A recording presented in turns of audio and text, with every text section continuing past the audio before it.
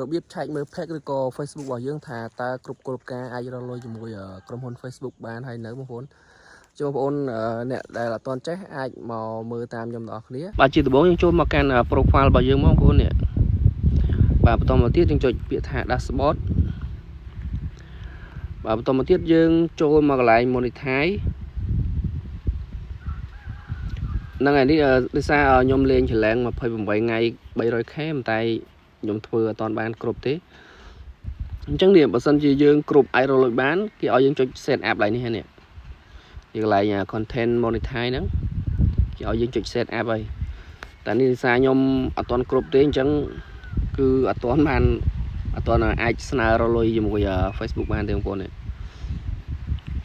អញ្ចឹងរបៀបឆែកមើលគឺមានតែប៉ុណ្្នឹងទេហើយបងប្អូនគិតថាមានប្រយោជន៍អាច share ចែកម្លែកឲ្យអ្នកផ្សេងគេបានដឹងផង